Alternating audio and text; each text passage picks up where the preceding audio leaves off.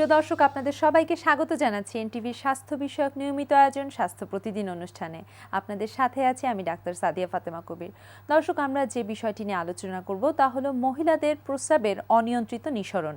এই বিষয়ে আলোচনা করার জন্য আমাদের স্টুডিওতে উপস্থিত আছেন একজন বিশেষজ্ঞ চিকিৎসক। চলুন পরিচিত হই আমাদের আজকের অতিথির সাথে।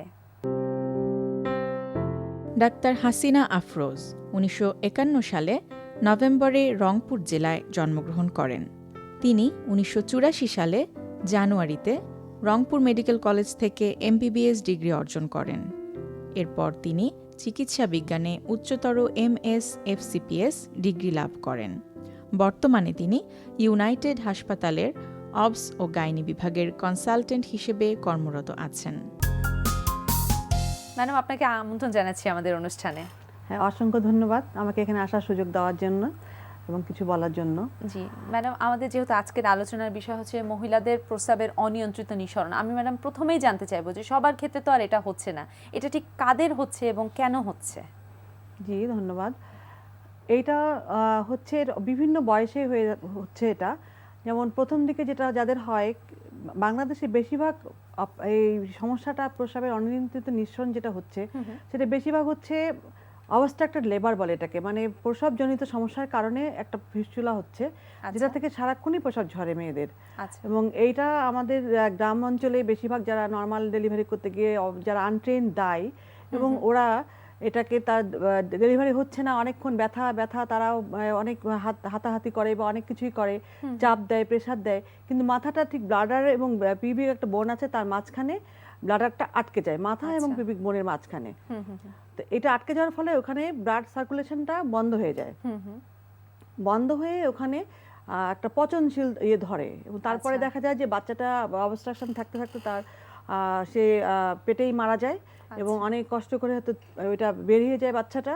তারপরে দেখা যায় যে মেয়েদের ওই জায়গাটা পচন ধরে পুরোটাই ছিঁড়ে যায় বা পুরোটাই ফুটা হয়ে যাচ্ছে। এবং এটা ছোট থেকে বড় অনেক বড় ডিভাস্টেটিং একটা কন্ডিশন, যেখানে মেয়েদের তাদেরকে তারা ডেলিভারি করতে গিয়ে তাদের একটা সুখের জীবন থাকার কথা ছিল, সেটা সুন্দর বেবি কোলে নিয়ে তার হাসি মুখ জীবন বা খুব সুন্দর জীবন হওয়ার কথা ছিল, সুন্দর একটা পরিবার পাওয়ার কথা ছিল, সুন্দর একটা পরিবার, তার একটা পরিপূর্ণ পরিবার পাওয়ার কথা ছিল। সেখানে মেয়েটি হয় কি, তার সবকিছু হারিয়ে ফেলে, তার বেবিকেও সে পায় না, সে মৃত বেবি প্রসব করে। আবার দেখা যাচ্ছে তার হাজবেন্ডও তাকে ছেড়ে চলে যায়, কারণ তার সবসময় তার গায়ে থেকে প্রসব ঝরছে বা এই করছে, তার সঙ্গে তো কেউই থাকতে, তার সাথে পাশাপাশিও কেউ বসতে চায় না।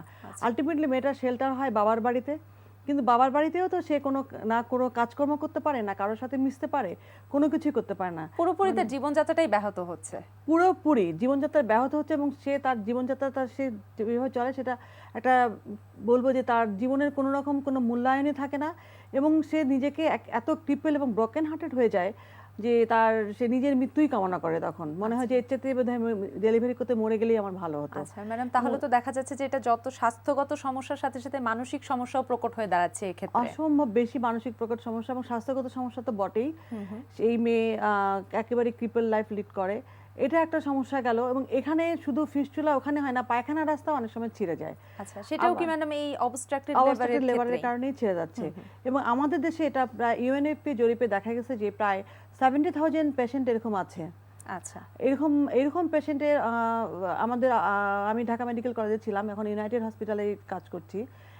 একটা পেশেন্টের আমি অপারেশন করেছিলাম এবং ঢাকা মেডিকেলের কাছে প্রায় আমাদের হচ্ছে 1000 বেশি উপরে, আমার নিজস্ব অভিজ্ঞতা আছে যে 1000-এর বেশি অপারেশন করেছি।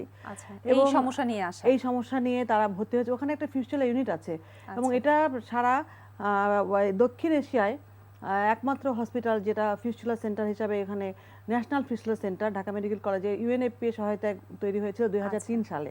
আচ্ছা, খুবই আশার কথা। হ্যাঁ, এবং আমি ব্যক্তিগতভাবে ইউএনএফপি হেল্প নিয়ে আমি এটা ট্রেনিং করে এসেছি, ইউরোলজিতেও ট্রেনিং করেছি এবং আমরা অনেক ট্রেনিং দিয়েছি, অনেক ডাক্তার এখন বেরিয়ে আসছে এবং এই অপারেশনগুলো করতে পারছে। আচ্ছা ম্যাডাম, একটু জানতে চাইবো যে ফিস্টুলার যে আপনি বলেন যে অনিয়ন্ত্রিতভাবে যে প্রস্রাবের নিঃসরণ হচ্ছে, এটা তো ফিস্টুলা বলছেন, ফিস্টুলা ছাড়া কি আর কোনো কারণ আছে কিনা এই ধরনের রোগের ক্ষেত্রে? সেখানে আসছি।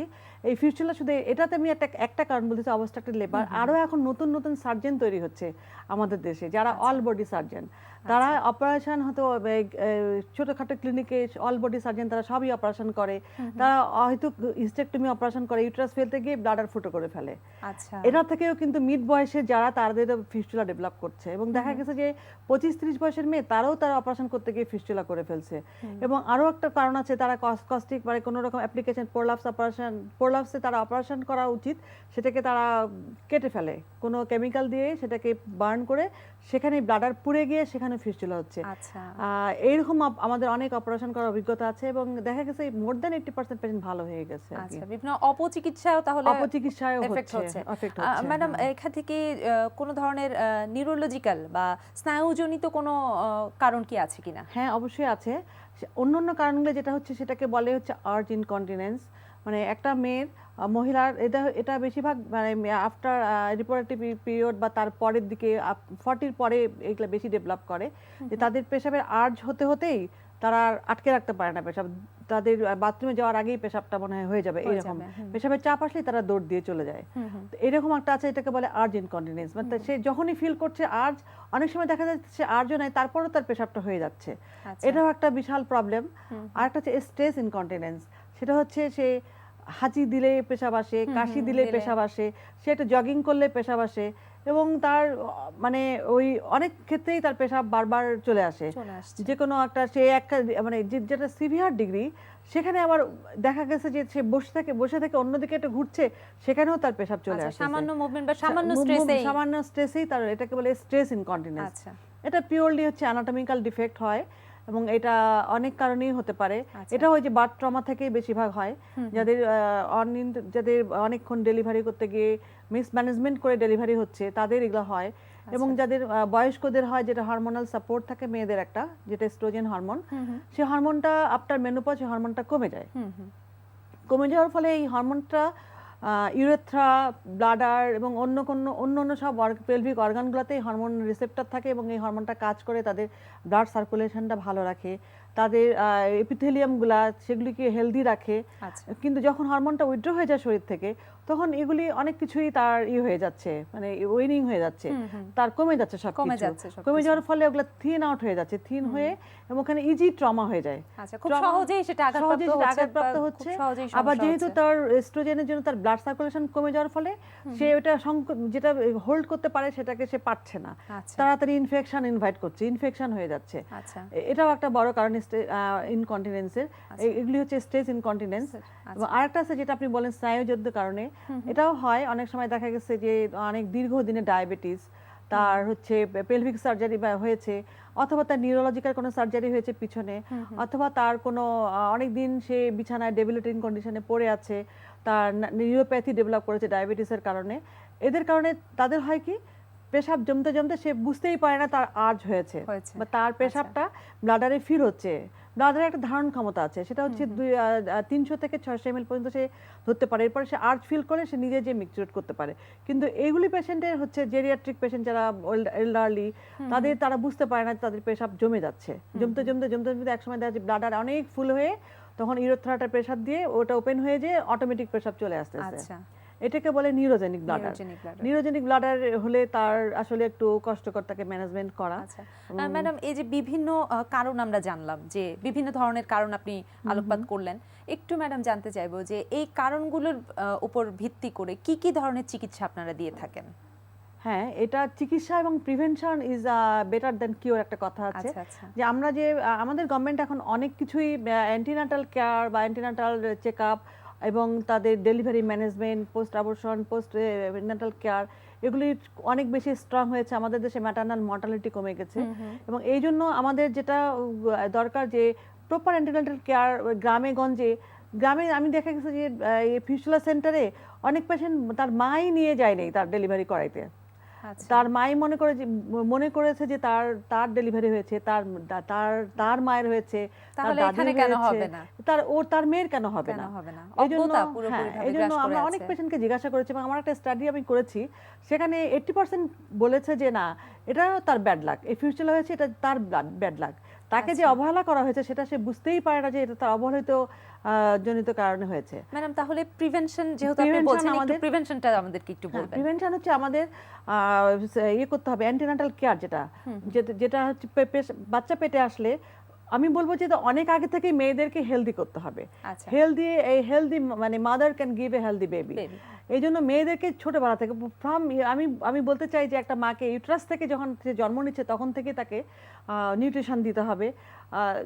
কারণ দেখা যাচ্ছে যখন মা পেটে বাচ্চা আসে তখন কিন্তু মাকে খুব একটা বেশি গ্রামে খেতে দেয় না।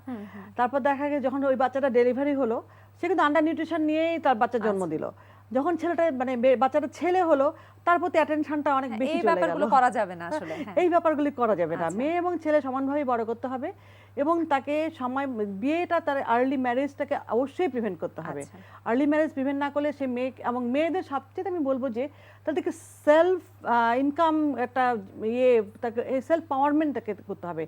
সে যদি ইনকাম জেনারেটিংটা হয় তার নিজের ডিসিশন নিতে পারে যে না তার ডেলিভারি সে হসপিটালে যাবে। হসপিটালে করবে। আসলে সেক্ষেত্রে অনেকগুলো সম্ভাবনা বা অনেক ভালো কিছু আমরা পেতে পারি সেক্ষেত্রে। তাহলে সেই মায়ের কাছে আমরা ভালো একটা বেবিও পেতে পারি। তার এই যে ডিভাস্টেটিং কন্ডিশন, তার ফ্যামিলি লাইফ হ্যাম্পার হলো, তার সমস্যা হলো, এই সবকিছু এই থেকে সব দূরে কিছু থেকে থাকা আমরা সম্ভব। কাজে প্রপার অ্যান্টিনাটাল কেয়ার এবং একটা মেয়ে বাচ্চাকে তাকে প্রপারলি ম্যানেজমেন্ট করা এবং তাকে 18 বছরের আগে বিয়ে না দেয়া, তাকে শিক্ষিত করা, এগুলো হচ্ছে আমাদের অবস্ট্যাটিক ফিস্টুলাকে প্রিভেনশন করার জন্য। আচ্ছা। আর যেটা বললাম যে সার্জিক্যাল ফিস্টুলা যে হচ্ছে মানে আনট্রেন পারসন দিয়ে হচ্ছে অপারেশন করতে গিয়ে, সেটা হচ্ছে প্রপার পেলভিক অ্যানাটমি জানতে হবে, আচ্ছা। প্রপার লোকের কাছে পাঠাতে হবে। সেই ক্ষেত্রে যথাযথ চিকিৎসার দিকে জোর দিতে হবে। যথাযথ চিকিৎসার দিকে জোর দিতে হবে এবং যাতে এগুলো ক্লিনিকগুলোকে একটু মনিটরিং করা উচিত যে আজে বাজে জায়গায় যেন কোনো মানুষ এভাবে যে বড় বড় অপারেশন না করে এবং এরকম বিপদে না পড়ে। আর এগুলি করতে হবে আর কি।